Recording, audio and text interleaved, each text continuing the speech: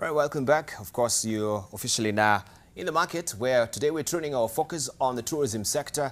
There's some good news for the tourism sector.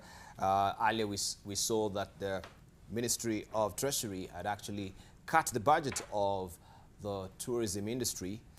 And now we see there's some good news from the Treasury that it will refund 3.4 billion shillings cut from the Vacation Promotion Fund in the recent mini budget. And of course, we discuss a raft of issues concerning the tourism sector, which is on the mend, as we can see. And we, as earlier, had introduced the acting director of Kenya Tourism Board, Jacinta Nzioka Mbithi. And also we have with us the Kenya Association of Hotel Keepers and Caterers, that is the CEO, Mike Macharia. And also we do have Lucy Karume, who's the chair of the Tourism Recovery Task Force. A very good morning to you. A very good morning to you. All right, maybe just to begin with Lucy. Lucy, first of all, the task force, I think that was folded. Is it still there?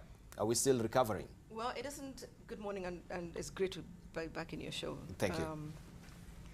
It doesn't end because the work has just started. That was the report, and that was the investigation that we did to look at how, where, and what. And the findings of the team that was constituted to do that work put that together in a report, and we're happy to see that our recommendations of the report are what are now being worked on as recovery. As recovery. Maybe you can just highlight one of you know, the key pivotal points that was raised from your report that you recommended, that you can see it working right now. What was it? One of them, very quickly, because we divided it into three quarters, the low, the mid, and the high. And the low was really to go out there and send the clear message, perception. We were dealing with a lot of negative perception of this country at that time. Number two is create an incentive basket that would then allow our key markets, our tour operators, to be able to come back into the market. Yes. And those are already there. We can see that we're getting the landing fees. We are getting incentives to woo tourists back into that. And these are some of the low-fruit recommendations that we put in that report, and we can see them being applied. Going forward on that is a few others that need to be put in place, but the task force report is being implemented. It's being implemented. It's being implemented. All right. Maybe I should drop in now, Jacinta. And Jacinta, a very good morning. Thank you for joining us on AM Live. And yes, seeing what is happening right now, first of all, you had bugbears and fears because of this budget cut from the Ministry of Treasury. But right now, it's a reprieve for you. It's 3.4 billion shillings. This is on top of what actually it had allocated as a budget before, which was 1.2 billion shillings. Is that the case? What had been proposed for the cut was from 5.2 by the 3.4 billion. So if it has come back, that is a very good indication and positive news, because as Lucy says, what is happening is implementation of the report. Yes. And part of that was marketing, aggressive marketing in the source markets, together with the incentives. So with this budget in place, we'll be able to promote the destination through various campaigns that have been outlined in our plans, and as well incentivize the trade through the incentive packages so that they find Kenya more attractive and value for them to do business. So it is positive news. If, I really want to appreciate the efforts that our Cabinet Secretary has made, because as you saw yesterday, he protested against it, and this is really good energy into the sector, and an injection of that magnitude of investment is going to really turn around the sector. All right. You can tell us, because recently I think you were out of the country promoting the tourism sector. Was it in the USA or was it in Germany? Where was it? It was in Germany. It was in Germany. Yes. And the forum in Germany is international. It attracted the trade from various parts of the world. So we had Americans, we had Asians, we had African exhibitors, and also the Europeans. There is positivity around Kenya. There is good impetus for the country to move on and recover. The industry, the trade out there need to build confidence, because of the issues that have affected the destination. Some had cowed down, some had withdrawn their sales into the destination, and others were on a wait-and-see situation. So we went out there to reassure them that these are the steps that have been taken, and this is how we are going to invest in your markets to support you continue selling Kenya. Remember, these people sell various destinations. They sell Kenya, India, Dominican Republic, Cuba, everywhere. So you have to have your product in place in their catalogs so that you fight for space for the consumer. All right, looking at also a broad spectrum of the hoteliers right now, we had them also bearing the brunt of a slump of the tourism sector. You had around 30,000 employees being sent home. Now that we can see a resumption, did you give any promissory note to these employees that yes, when the tourism sector revives, then we will recall you back?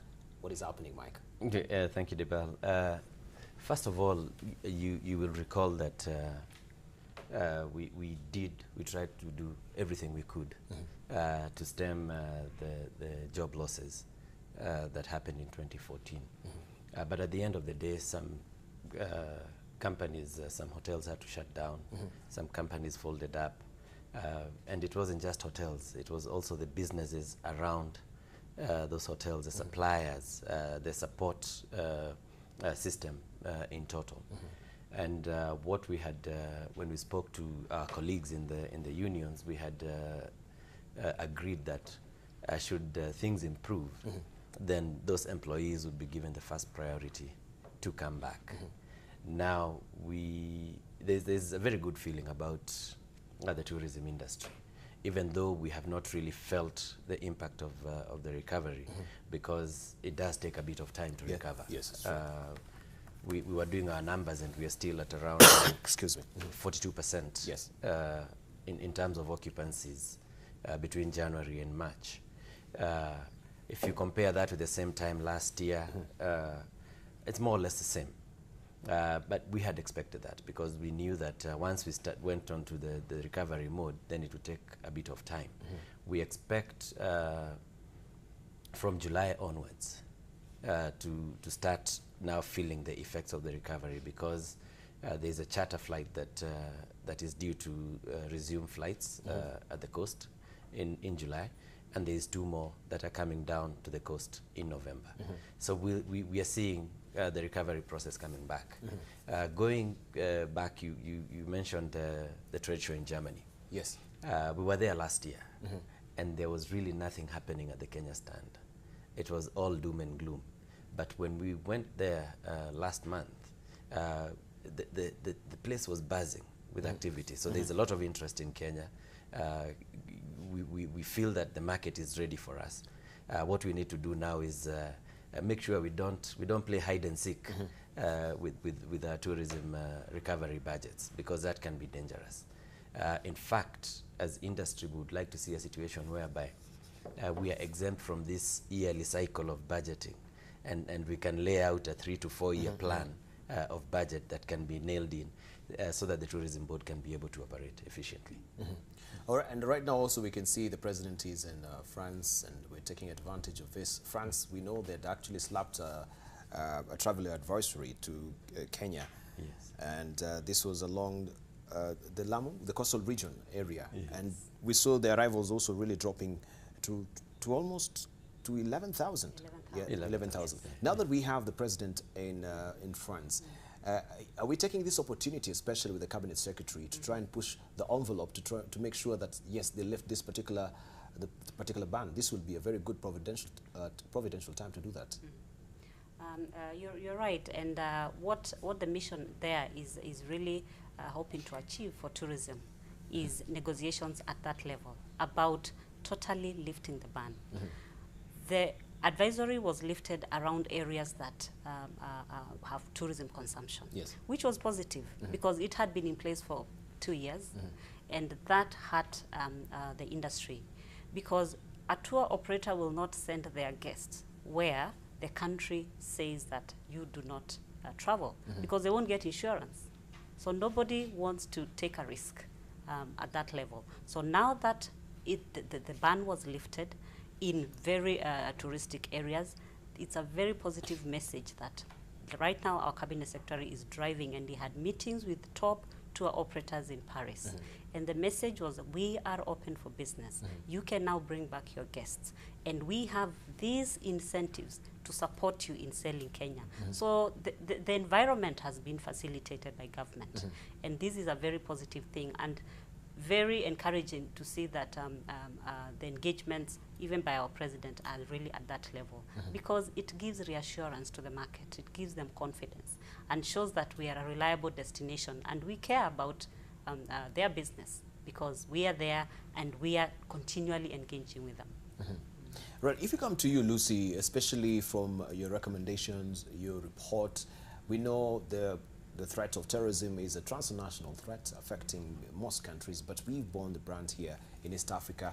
Largely we saw why we went to Somalia, because even the tourism sector was being threatened. We had also one of our tourists being kidnapped by Al-Shabaab, and that's why that is one of the reasons why actually we ventured into Somalia. Given that this is an ongoing crisis, or so to speak, that we're fighting against in this in the world right now, then what will be the continual remedial measure that the task force also has fronted, that to make sure that terrorists, they do not threaten our tourism sector? Before I answer that question, let me go back a little bit to the part where our cabinet secretary and our president is in France, or was in France. Yes. If you recall, 2 or 3 days after Najib Balala was brought back to the tourism ministry, the first thing he did was take the ambassador, the French ambassador. And where did he take him? To Lamu. And that message was very clear. Here you are in Lamu, Mr. Ambassador. The world, your market, is seeing you in Lamu. This is a safe destination.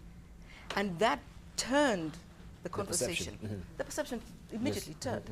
And this is the good things that I see happening, is taking the situation as it is and addressing it at that particular point.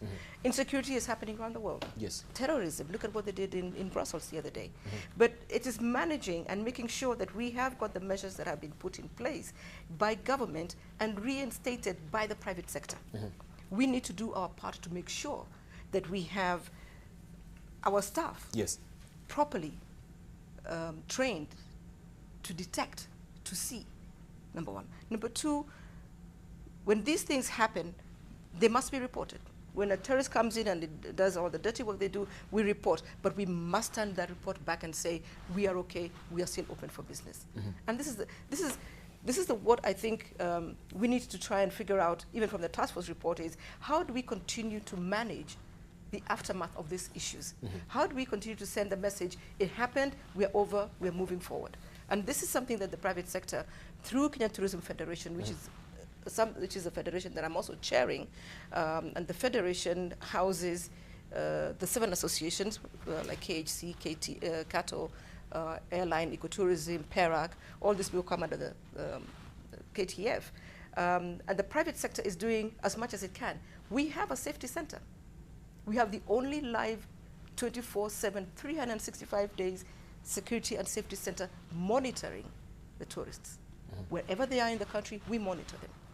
And we advise them. If we know that there is a clash in Narok or something, we advise them use a different route. So we're trying to manage the tourists. But at the same time, we must also ask ourselves, what are we individually doing to manage the insecurity? What are we reporting out there? Are we being open-minded to seeing that there are people around you who could be a threat to you? The government can do their part, but we must also come in and do a lot of part. Right. Okay.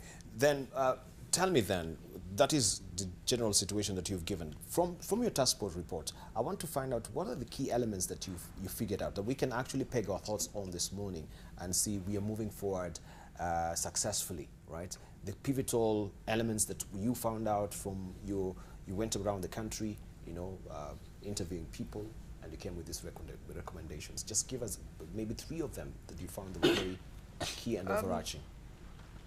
Let me look at the main recommendations. One was, again, like I started, is the perceptions of the country.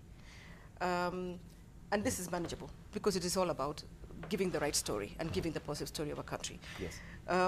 The other part of it was to make sure that because tourism is a ripple effect industry, when tourism hurts, very many people hurt. And like Mike says, we had staff who had to be laid off.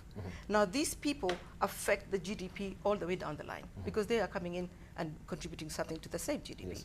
So we now looked at the situation and says, how do we move tourism in such a way to cushion it that we don't keep going down on our knees every time something comes up? Yes. We need to figure out what is that key thing there that in spite of there being a challenge, we can still stand up. Yes. We looked at different countries and we asked ourselves, what is Israel doing? They have got high numbers, yet they have been fighting for a long, long time with terrorism, with negative challenges. We need to find out ourselves, and this is the work that was done by the task force, is to say, why do we fall every time that there's a negative challenge? And the reason is because we don't know how to back ourselves up. The reason is because we tend to have our eggs in one basket, and then we fall back and say, what do we do? Oh, wait a minute, there's the domestic tourism.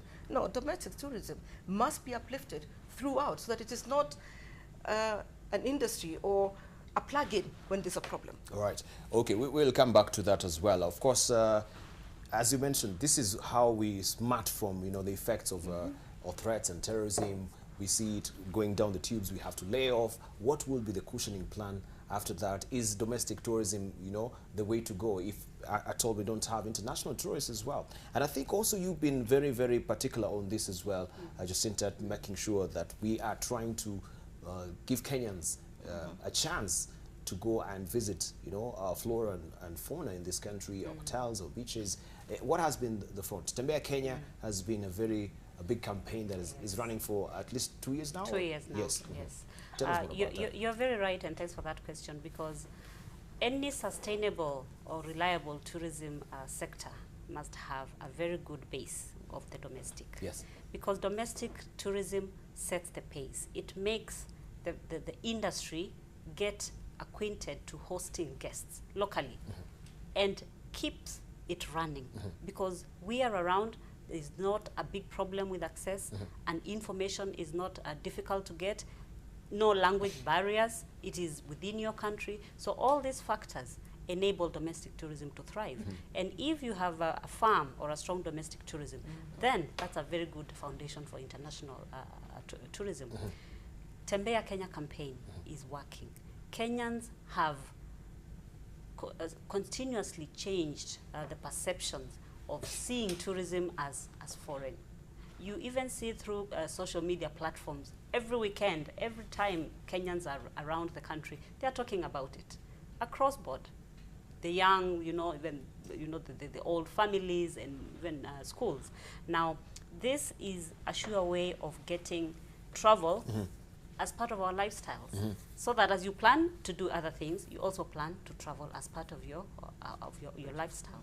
And this is something very positive, because you find that when the other external factors affect the destination, these will not affect domestic tourism.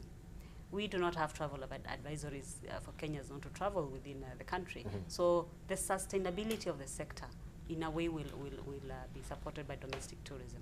And we continue to engage with the private sector to be able to give or put out offers there that are creating good value for the tourism, for the domestic tourist. And we've also been able to get new business, new players in the sector, and made their products available on our platforms, Magical Kenya -Tembea, so that they also have a platform to sell their product. And we put this on the websites free of charge for the sector, because we are a service company for the industry. And we continue to do so, so that Kenyans find the product close by, and the industry will benefit from it. And also, you had actually written to hotel owners and other players in the hospitality industry seeking to subsidize all-inclusive packages in an effort to try and promote domestic travel. I don't know what was the response maybe from the hoteliers. Mike will be able to tell us, are people responding from that request that was coming from the Kenya Tourism Board as well? The response is very good, Dipal. Yes. What we do is that we actually work very closely with the Tourism Board. Even though the Tembea Kenya campaign has has been highlighted over the last couple of years. It's not something that started last year. We did a domestic tourism strategy plan way back in 2008. At that time, our current CS was the Minister for Tourism, and we handed this document to him. And that's where KTB started executing. KTB was also part of the team that put this document together. And what you're seeing now is actually as a result of the work that was put in 2008. Simple things. Go to Nakumatt Junction today. You'll find a big jumbo banner there with somebody from the tourism board on the weekend, answering questions, giving out brochures about the country. And places to visit. Now, in terms of our cooperation with the board, what we do is that every time there's a campaign, we either give out free vouchers, nights, trips out of the city. And I'm not talking about just Nairobi. It's out of Mombasa into Nairobi, out of Kisumu into Eldoret, and so on and so forth. And we run those on various media platforms, either on radio, on TV, or on the print media, together with Tourism Board. And the response has been excellent, I can tell you that. Now, coming back, I just wanted to chip in on two things. Yes. One is you asked the specific items, the quick wins, yes, that we wanted out of the Tourism Recovery Task Force. And one of them was actually improved security. Improved security. That was the first thing that we asked the government to do. And that has been done. We asked the government through that task force to give us incentives to bring back charter flights to the coast. And you saw that recently CS Balala announced a $30 rebate subsidies, on each seat that is terminating into Mombasa. We asked for a reduction of visa fees, and we were granted any child under 12, is it under 16? 16. Under 16. Yes. Any child under 16 will not pay for visa. So this encourages family travel into Kenya. We asked for a single ministry of tourism, and we got that. We asked for a rebate on airline landing fees into Mombasa International and Jomo Kenyatta, and we got that. We've asked for an open sky policy from the government, and we have that because now Rwandair can leave Entebbe and come into Nairobi or Mombasa without necessarily originating from Kigali. So in terms of facilitation, we must say that the government has really done a lot, and we appreciate that. Now, when it comes to the issue of terrorism, our stand has always been the same. You do not fight terror by imposing travel advisories, be it on Kenya, on France, or on Belgium. When France had a problem last year, Kenya was the first country to actually send a statement. Recently, when there was a problem at Brussels airport, the American government put a travel advisory against Brussels. And we were the first people to go on social media and say this does not work. Because what happens is that when you impose a travel advisory, then you're telling the terrorists you're winning. You're winning. So continue to do these things, because then we'll continue telling people not to go there. So we need to be very clear on the issue of travel advisories. And for us, our position is very clear. Whether it happens in China or the US, nobody should impose a travel advisory. Let's look at the problem itself and try and handle the problem. All right, looking at the travel advisory, because I think maybe it's a good opportunity also maybe to clear it off the table right now. We have France with Lamu, which is still pending right now, and we say that we are hoping that the president is in France right now. This will be one of items or objects in the conversation with Angela Merkel, all right, in Germany. But we have also a new High Commissioner, the British High Commissioner here in Kenya as well. Why don't we take advantage? Because we know still we have travel advisories that are not lifted within the coastal region as well. Isn't that so, Jacinta? You're very right. And actually last week, before the Cabinet Secretary went to Europe, he hosted the British High Commissioner to Lamu and Mombasa They had meetings with the private sector, with the local government, to assess the situation. So in the same light, like Lucy said, handle the problem, take him there, let him have a feel, let him make his own assessment of what is happening on the ground, so that as he meets with the security people, he's able to confirm the fears or confirm the issues that may be raised. And we hope that it's really going to be positive, because the CS appealed for removal of that warning totally.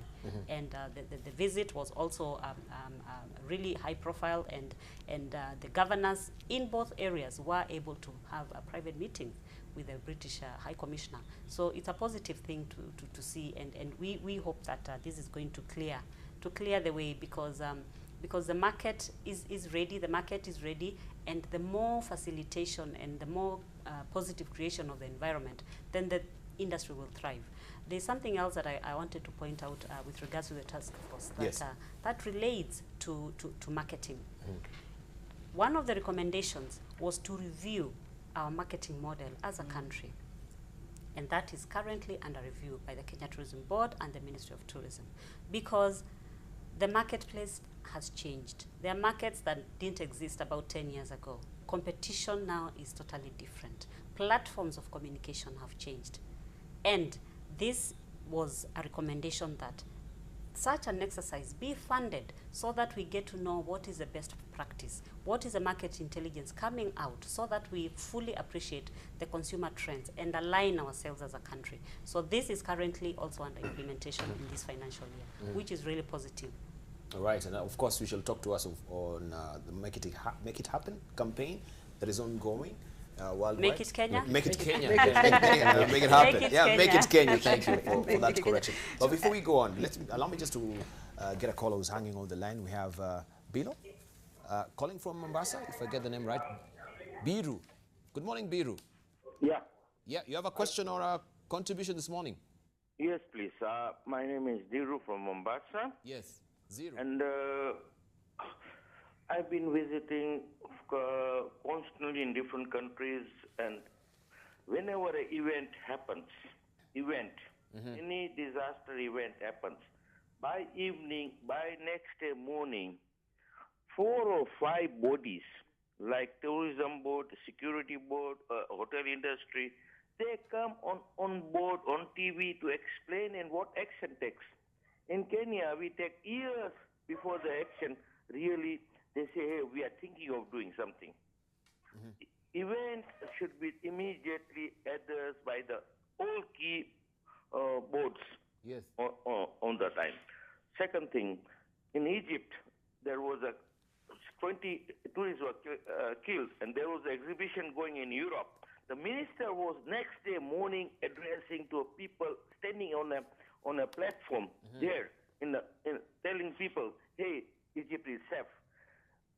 Whenever my friend goes to the exhibition for Kenyan, yes, most of the time you find ministers are being paid to go there, given $5,000, you hardly see them, or if you see them, they are drunk, not Balala, but the previous things. They're all drunk and they go and have a fun time. Second thing, you go to any embassy in any country of Kenyan embassy, you don't find any literature, any information, nothing. Especially in Mombasa airport, there is an exhibition, there is a office of tourism. yes. You go and ask them, what can I have? Today, there are 400 hotels, lodges in Kenya. You can't get the right telephone number, right contact numbers, or right thing. Go in Mombasa office, ask them, what can I have this hotel number? Since our telephone system died of landline, you don't get a telephone. Now, I know the association, whoever association members are, they will have a detail. There are more hotels without association because people can't afford this. This is a tourism board should be publishing every August and April and December the total addresses of all the hotels, telephone numbers, and the rates should be really publicized. Right. So the local tourists can access to the thing. Thank you. Right now, in lodges, we have to call London All right, to thank you. hotel booking in Nanyuki. Thank you, Thank Biru. you. Thank you very much. We really do appreciate it. And of course, I think that squarely falls on the laps of Jacinta. I think it's everybody. It's everybody.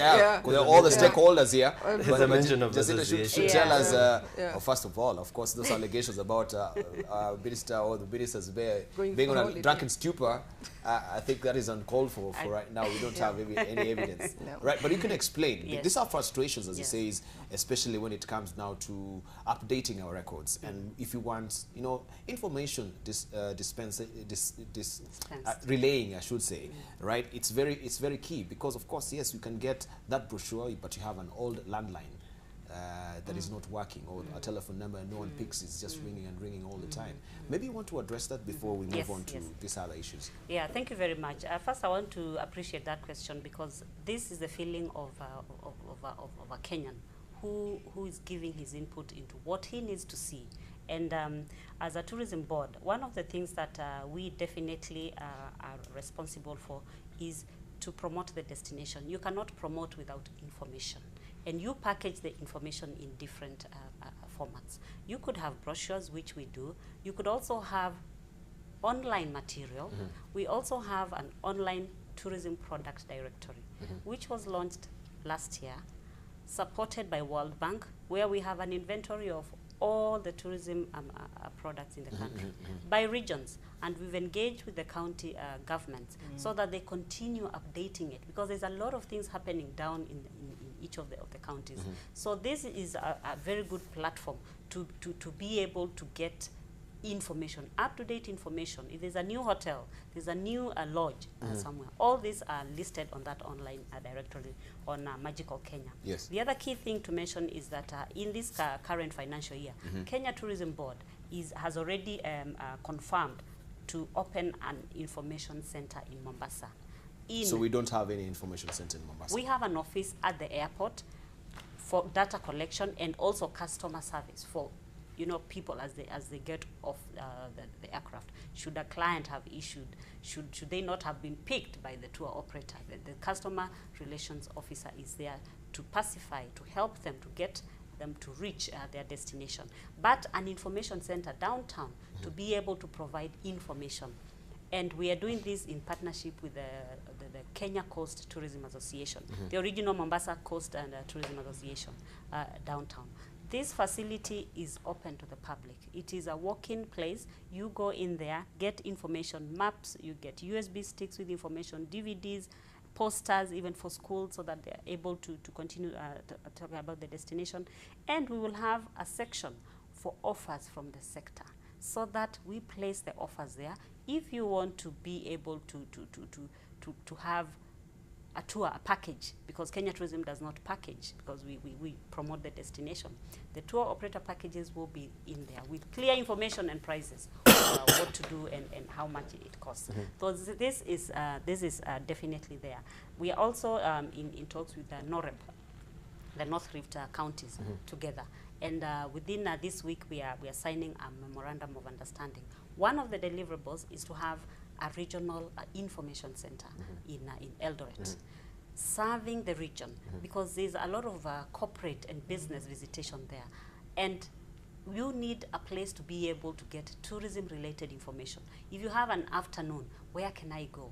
That information, that center will be able to facilitate that. So the caller should be reassured that this is work in progress. It is going to happen. But as we speak, online platforms exist where you get destination information on Magical Kenya, the platform that lists all the tourism facilities in the country exists on Magical Kenya, and the physical collateral is also available. We work closely with other government agencies, and particularly Ministry of Foreign Affairs, where we distribute information into the embassies, and some in the language, in the local language where those embassies are located.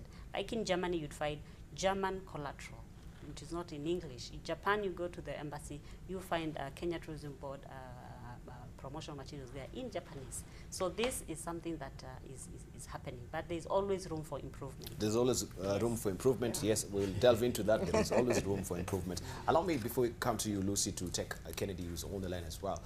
Good morning, Kennedy. Yes, good morning. morning. Morning to you. Yes, you have a question or a contribution today? Well, I have a question and a contribution. Please. I have a worry. You have a what? I'm worrying because Okay, yes. I've seen the hotel keepers. I've seen they had Lucy Karume from the Tourism Fund, and they have talked of task force recovery. Now, my question is, who do they involve in task force recovery? I'm a driver guide. We have people on the ground.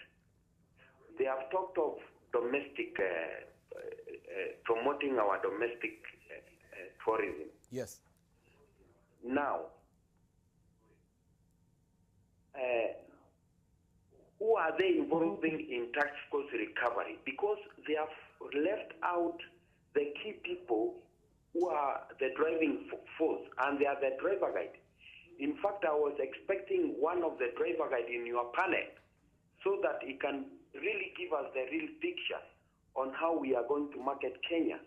Number one, Mr. Macharia from the hotel keepers has said that they have put people on the Nakumatt Junction. Who are these kind of people? Are they trained? Are they professional driver guides who are supposed to tell the story of Kenya? Number two, Yes. how do they manage crisis management? We have talked of terrorism and many things political arena which are affecting tourism. Yes. When we are taking our clients to Masai Mara, and the Masai people, like what happened in Mai Mai around Suswa, Yes. we were to stay there from morning up to evening. All the tour vans were stuck. The tourists could not proceed with their journey. All right. Thank you. And Thank then you. we talk of terrorism. Thank you That very one much, alone Kennedy. Thank you. It was a very Thank you. negative picture. All right, Lucy Karume will be able to tell us that, why they don't have stakeholders also, as you mentioned, within the task force as well. And of course, you'd asked about also why we don't have one of the representatives. We tried to get Fred Kaigwa, but I think he's out of the country, who is the Kenya Association of Tour Operators chair or CEO, so we could not be able to get him. But Lucy, yes, is Fred Kaigwa part of the task force as well? He's represented. Kennedy, thank you for your question, and I think listening to you who is on the ground is very, very vital, because it is the driver guides who actually spend the better part of a day with the tourists, telling them. And what that driver impacts is very important, because it is what that tourist is going to take home with. Now, on the task force report, we had a huge cross-representation. And we had Fred Kaigwa, and we had Kato, actually, I'm not mentioned by name, but we had Kenya Association of Tour Operators, which also deals with the driver guides, who were sitting on the task force. Now, as I sit here as chair of the task force, I also have the other hat, which is the chair of the Kenya Tourism Federation. Yes. Now, that federation houses Kato, where the driver guides are actually also represented. So it is not that we are not recognizing you. We do recognize you. We do hear you. And in every step of the way that we are doing a task force report, or we are doing an investigation, we are very keen to hear what is on the ground. Like I said, these are the people who impact the most to our guests. So what they say and what they want to tell us is very important for us to hear. Let me move on to the next one that Jacinta was talking about here, and this is an issue of where are we moving on the marketing aspect, and bring it on to the area of the counties. We need to remember that we now have a different game that we're playing.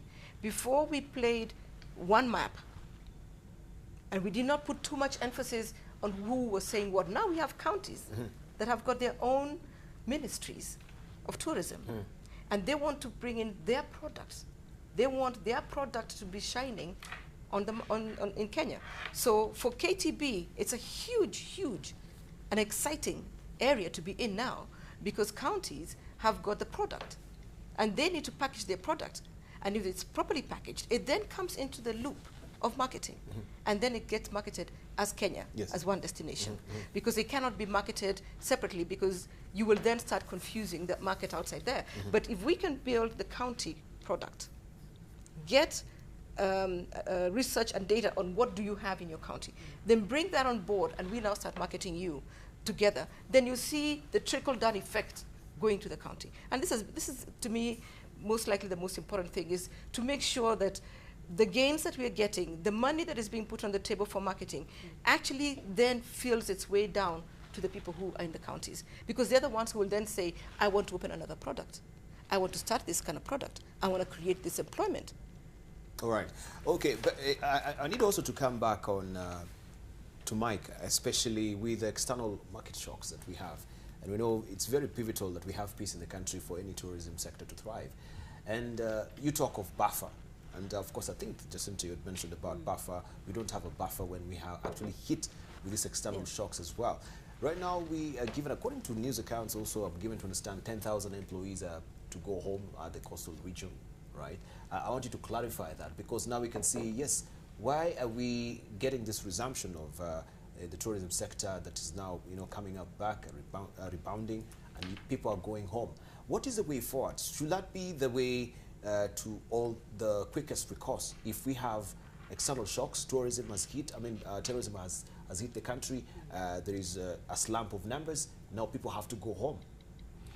What will be the way forward, I think, to save jobs and families that are suffering, and they're always living on bugbears because we don't know when they will hit. We just heard about, and we saw what happened in Ivory Coast with Radisson Blu. Also, are now the terrorists targeting hotels? Are we safe also within our hotels as well? Debal, I'll beg that you allow me to respond to Biru, because please, there was a very specific question about association. You can start with that, then you answer mine. And first of all, Biru talked about the concern about immediate responses during crisis situations. We have a National Tourism Crisis Committee, and this committee... Oh, really? I've never heard of it. Yes, we do. We have, and Kenya National Tourism... National Tourism Crisis Committee. Committee. It's domiciled at the Ministry of Tourism. And the chair of that committee is the permanent secretary. It is domiciled? Yeah, the principal secretary. Yeah. It's it's a domicile. The home is the ministry. Is a ministry. Coordination. But it also sits on the national coordination. Okay. Yeah, it's, in terms of coordination. But you bring in bodies like the National Disaster Office. You bring in the police through the Tourism Police Unit. You have the Tourism Board. You have the associations under the umbrella, which Lucy chairs, the Kenya Tourism Federation. We have the Kenya Wildlife Service. We have stakeholders from the various tourism regions, Mara, Samburu, and so on. And what happens is that anytime there is a problem, that committee is the one that sends out information under the signature of the Principal Secretary of Tourism. And that has been working very well. Now, when we started, when terrorism took a different a life form in Kenya, obviously we were struggling with how to deal with terrorism, not like the way we knew it in the 60s and 70s, where you just secure an airport and that was it. It became a new kind of war, so it needed a different approach. Now, I don't think it's fair for Biru to say that the representatives of government go there to have a good time. That's not true. We've gone out with ministers from as early as 1995, and we see them working. So we would like to assure Biru that our ministers do work. At times, maybe the PR aspect is not as much as the public would like to see, but they do work. In terms of association fees, he said that not everybody is a member of the association. It's expensive. It is not. It is actually, if Biru is a hotel operator and we send him our yearly subscription fees, he will find that it is the least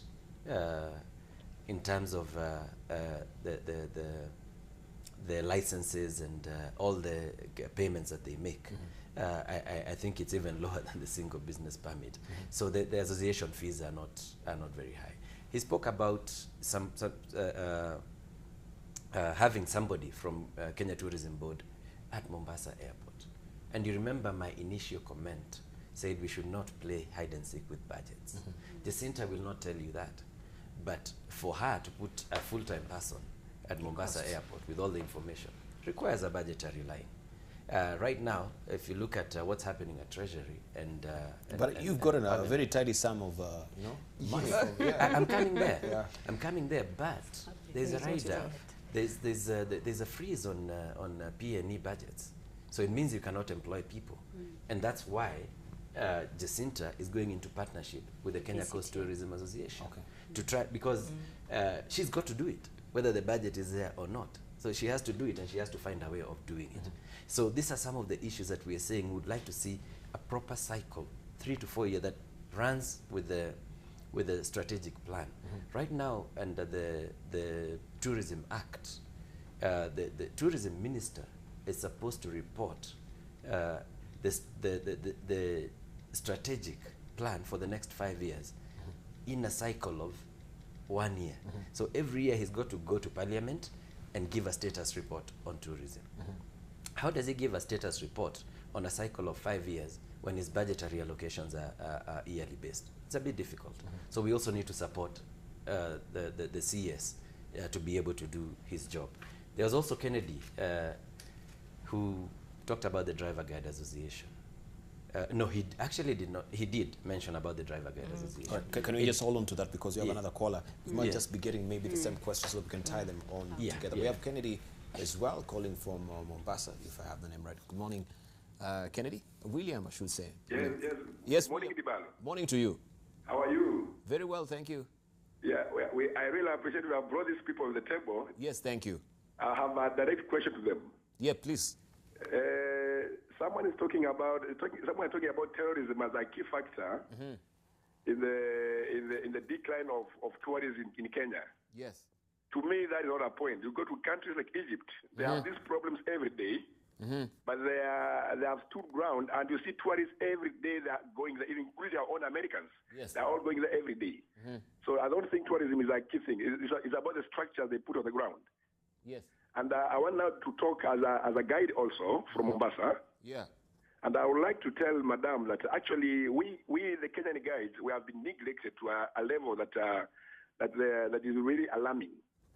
Whenever they are sending people outside to market Kenya, actually we are nowhere. We don't know these people that are taking out to talk about what. I don't understand how many people in KTB are able to talk about an elephant, are able to talk about Samburu, are able to talk about Mombasa. And then my point number 3 is, Madam Kandie, when she was the CS, she had come up with a very nice structure about, because actually the problem with, the biggest problem is unprofessionalism in the guiding industry. And you find that Madam Kandie had actually addressed that issue before she was changing from that ministry. And she had come up with a structure where all the guides were to undergo a new process of training. Those who have gone to college and those who have not been trained. Yes. When the new CS came in office, I don't know what happened, but everything went down again, and everything went back to normal. So I'm asking my friends who are sitting on the panel, what are you doing about professionalism? Because this is what is killing the industry.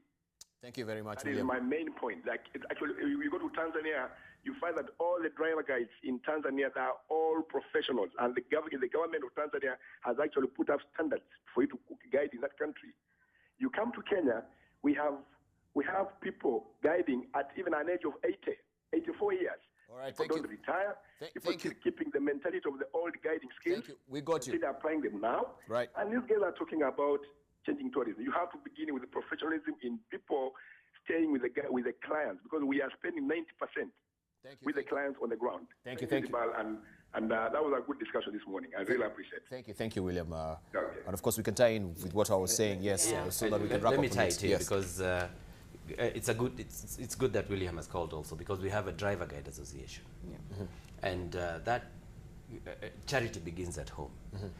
If you want professionalism, you start at your association level. Yes, yes. Yeah, so, and this is what the Kenya Tourism Federation Code of Ethics is all about. There's very specific statements about professionalism. There's very specific statements about operating in an area where local communities are involved, and we have all this in our codes of ethics. But Kennedy was worried about who do we involve in terms of the task force report, and they're involved. We invited the Driver Guides Association, we invited the Tour Operator Association. In fact, before the task force report was released, the task force went to each and every corner of this country. And I think closely clarified that. And sought views. We don't need to belabor We don't that. need to belabor Yeah, it. please, can we go to the question of we the go to that training question. of, But there was a question about, Kennedy asked about Nakuma Junction. It's actually a Kenya Tourism Board stand. It's a government stand. So just to clarify that. Okay. Now, in terms of terrorism and the example of Egypt, what the model Egypt adopted was to create resort cities, and one of them is Sharm el-Sheikh. And everybody thought that if you put people directly into Sharm el-Sheikh and brand it as an individual tourism resort outside the mainstream Egypt, then it would work. And you remember our Vision 2030 had identified some resort cities because we thought that was the model that worked. We have examples of Bali, yeah, as a resort city on its own. But last year, the same thing happened. A flight was taking off from Sharm el-Sheikh and blew midair. What was the result? The UK, all the UK charters withdrew. Right. In fact, they had to evacuate. They didn't even know how to evacuate because they were not. Okay. So these things do happen. Training. Can we give it that now to, or you wanted to finish with yeah, training? because I have a bit on training. We have a lot to cover. I know you with have stuff. 2 minutes. Yes, yeah, we have. On training. Not even 2 minutes, 1 minute. The law and the Tourism Act right now actually is very specific about what to do with the driver guides and everybody who's a professional or is engaging in the tourism industry. You must go and get trained. And we have Kenya Utalii College that has come up with this curriculum. It's I think 50,000 shillings. It's 50,000 shillings. What CS Balala was trying to do was trying to bring that cost down. Because it's too high. Yeah, because CS Balala or Phyllis Kandie? you know, it was introduced under the Tourism Act by CS Kandie in the It's rules being and implemented regulations. now. The implementation now is up to the current CS. And it is the same people who are supposed to be trained who came back to him and said, look, this is very expensive. Can you bring it down? So under what the Tourism Regulatory Authority has done is it has said, as long as you have registered, we'll let you continue operating. But you have a window to have acquired those qualifications. And the window is very is specified by the Tourism Regulatory Authority. So yes, we acknowledge that there's been professionalism issues, and what do you do with the people who are already operating? You try and help them to qualify. Okay, as we briefly we're winding up, I want us to look at some of the products that we have. Currently, we saw the cruise ship also, that being big also on this as well.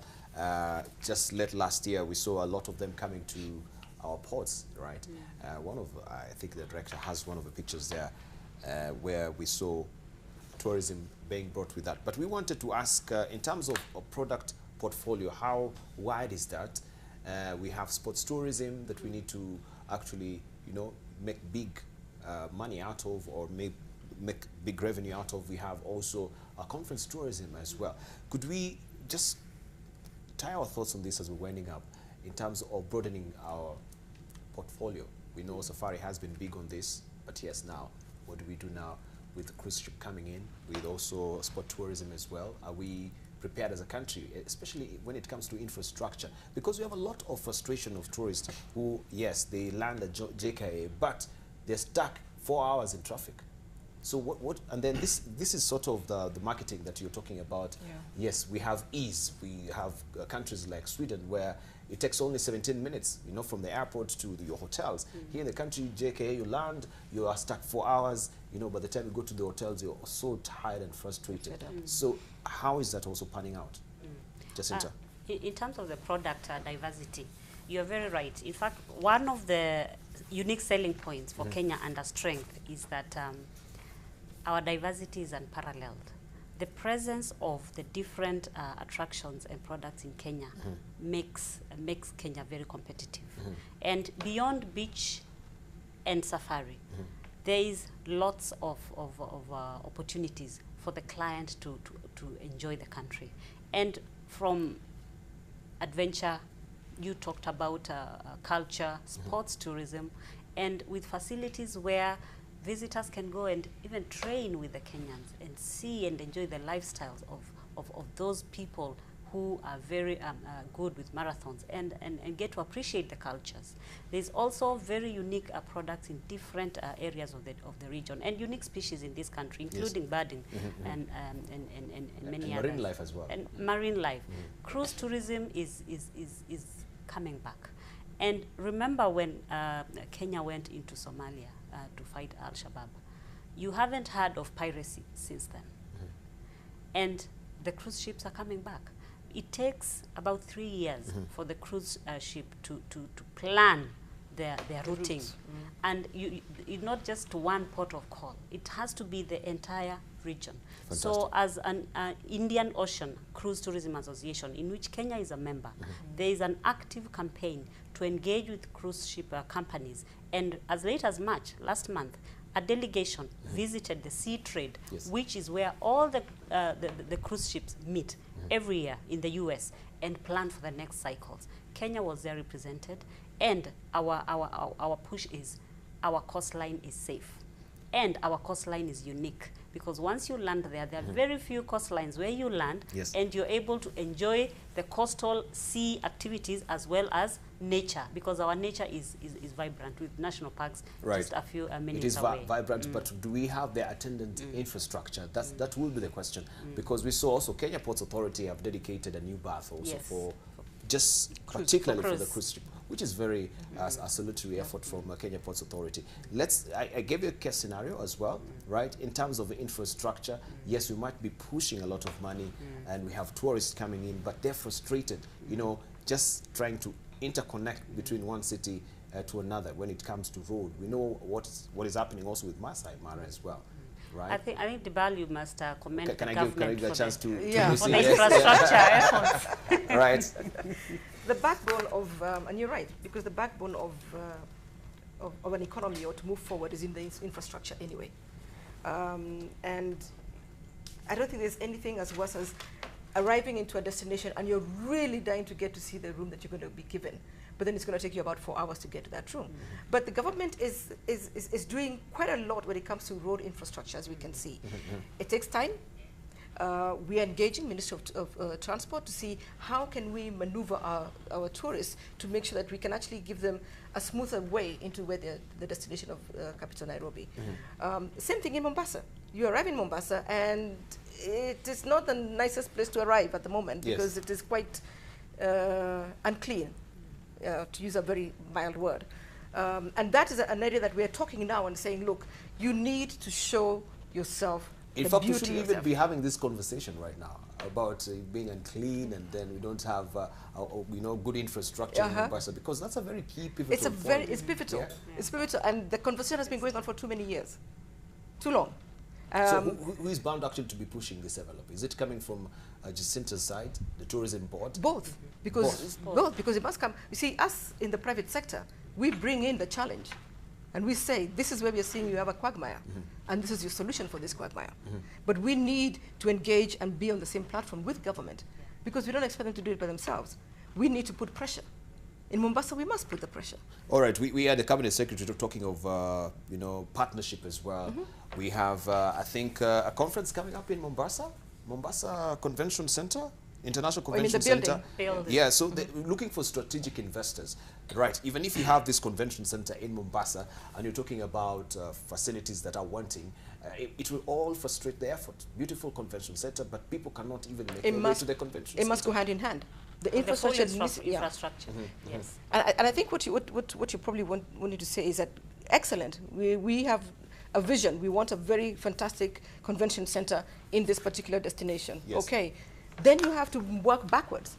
What needs to be done to get that as a viable project? Because if you don't look at it that way, you put a building and then it's a frustration to get to that place. This is what you're saying. We need to bring all the players on the table. We need the tourism sector on the table. And we tell them, no, if you put it here, it's not going to work because it takes too long for you to maneuver to this place. So when government doesn't talk to each other, when ministry doesn't talk to each other, then you have this kind of a situation. Let me give you an example. Jomo Kenyatta Airport was being expanded. But the question was, do you put the runway first or do you put the building first? Now that's a conversation that should have been heard. And that was folded. Yeah. And Let did I say we more? don't know what really happened there. You see? Right? Yeah. Okay. But Let me just you're quickly closing. chip in. Yes. On infrastructure. The convention center is a good idea for Mombasa. We need to look at the bigger picture. Right now, the Dongo Kundu project is a reality. Yeah. We will have that connectivity from Mariakani into the south coast. Yeah. We have the Mazeras Road that bypasses Mombasa and comes out at Kilifi. And you can use that once it's ready. You can use that to go around Makupa Causeway, Yes. exit at Kilifi, and come back into Mombasa easily. So we need to look at the bigger picture. Let's not look at what is frustrating us now. Let's look at what we can do. And I can give an example of Durban. Very dead city many years ago, until one convention center was built, the Durban Convention Center. Then everything started popping up. So we need to look at what we can do in terms of infrastructure. Right. The ring roads in Nairobi and so on Yeah. and so forth. Which is very key. And of course, Rwanda is coming up with their own convention center as well. Absolutely. Yeah. That will be a big Yeah. threat for us as well. well, So we Boma, need to. we have Bomas coming up. But Bomas has been there for quite a long time. No, no, we have Even no Bamburi, convention center. No, even Bamburi, I think there was a meeting, and it's been there for so many years that you wanted also to come up with the convention center from Bamburi. I don't know what happened. But BOMAS is a reality. The feasibility study has been done, and the mapping and everything has been done. But In we're the talking, current look at where financial Bomas is, and we have the Langata Road right now. You need to expand Langata It- Road. I mean, Well, when it it will comes to the come with bottleneck there at the roundabout at Timol, having all those guests going to Bomas, how will they get there? Do we have helipads? Maybe they'll be landing with You helipads. probably the, don't the, need the infrastructure will have to you- be you- commensurate with the, You don't the need. investment. You have the standard gauge railway coming, Yeah. which is a good thing, and I know people are a bit apprehensive. Which will be cruising through the Yeah, Nairobi National but Park. think of You'll open that envelope. Are you rooting for that as well? no. Think of what it will do in terms of development. You'll remove the tracks from Mombasa Road. You can drive easier because all your cargo is going on the train. Now you didn't allow us to talk about regional tourism, which I think is Which is huge. big. No. Because huge. we're really strapped for Regional. time. I know we actually can't. I want Well, just as to a give parting Jacinta. shot. Yeah, Okay, on a no, parting that's shot, you can say that. But Jacinta, Yes. Make It Kenya, a big campaign that is ongoing. I've seen that particular clip on CNN as well. Right? Do we need more? Do we need to compare also to what Malaysia is doing? Compared to all this other Indonesia, when it comes to ours, I'm like, we can do more. We appreciate where we are, but I think we can do more. I appreciate that because Make It Kenya is a country brand campaign that is under the management of the Brand Kenya Board. And as a ministry, we are together in supporting that. Oh, so you're in Because- tandem with Brand yes, Kenya as because well. it has to create the environment for tourism, for investment, for exports, for trade, for everything. So a strong country brand will only make things easier for tourism. So we support that we need to put in a lot of investment there so that the image of the country generally improves. Then it will be easier for investors, for tourism players to do business. So it is a campaign that is ongoing. And the CNN clip that you saw was in partnership between the Make It Kenya, Brand Kenya, and Kenya Tourism Board, because we are the ones who contracted CNN for that. And to push Magical Kenya, which is a tourism brand, we needed a strong country brand so that we lay fears of a weak perception of the country. All right, then Yeah. you can also mention, as we're winding up briefly, your headline thoughts. We want to delve into the counties, but the TUI Poland Charter, Yes. right? Just tell us, come July, the TUI Poland Charter, what are we expecting the TUI Poland Charter, and how will it also boost the tourism sector? Briefly, Jacinta. A charter that is weekly brings about 300 guests per week. And these charters go in cycles. Some are 1 week, others are 2 weeks. So you can imagine an injection of this number of guests to the coast specifically, and keeping there for a whole 10 days or 14 days or 1 week. Yes. That is something big for Kenya. And before, we didn't have any charter from Poland coming in the summer. So this is good news that this seasonality trend is changing, because they just used to come in the winter. Now, this is a positive thing and really welcome. As Lufthansa also brought in... Still online. Yeah, it's still online. Any Still, difference still you can there. see? It's still there. It is still there. Yes. All right. And recently in Germany, they announced that they're looking at adding another flight. And we hope also the We USA hope. will do the same. All right, let's Very begin soon. with you, Lucy. Yes, and Headline very thoughts, quickly, because I know 30 seconds. okay. Region, which is what, Mike, perhaps. We must look at our region. Veritas. Our region is very key for us. Yes. Number one, because they are within our hemisphere, so they know what we're going through. It is easy to bring them in. The longest number of hours for traveling from region is probably 5 hours. It's easy to get these people in on a weekend. So we need to put a bit more focus on our regional tourists. Thank you. Secondly, product. We talked about the product. We need to revamp our product. Because of the hits that we had, it was difficult to keep those products looking good. All right. And the president talked about it and said he's going to give us a fund for that. That's a headline. And that's a headline. Now that's the composition again. That's Thank you, Lucy. And thank you, the boards. I want to say thank you to the CES for actually constituting the boards. We now have boards in place, so doing you. work is going to be easier. Yeah. Thank you. And Let's Chris hear from Kirubi is Mike. there for Macharia. Grand Kenya. Okay, Dibal, there is hope for our tourism industry, but we should not sit on our laurels like we did before. Even as we recover, we need to look at the bigger picture. We need to look at we need to look ahead, 5 to 10 years, and ask ourselves, are we happy with 1 million tourists? We actually need more than 1 million. Thank you. Thank you very much. And Jacinta, briefly. Kenyans, the role that we have to play in building confidence and building brand loyalty, because we are ambassadors of Kenya. Wherever we go, wherever we talk about our country, impact on what others think about us. And that is a key consideration for any traveler before they visit. Thank you. Yes. Thank you, Jacinta. Right, we've been speaking to Mike Macharia, the Chief Executive Officer of Kenya Association of Hotel Keepers and Caterers. Also, we've been speaking to Jacinta Nzioka Mbithi, who is the Acting Chief Executive Officer of Kenya Tourism Board, and also Lucy Karume, who is the Chair of the Kenya Tourism Recovery Task Force and also Chair of the Kenya Tourism Federation, looking at how the industry, which is tourism, is rebounding back. Of course, things are looking up and we need to support the sector because also that is a big revenue earner for the country. Thank you very much for your contribution.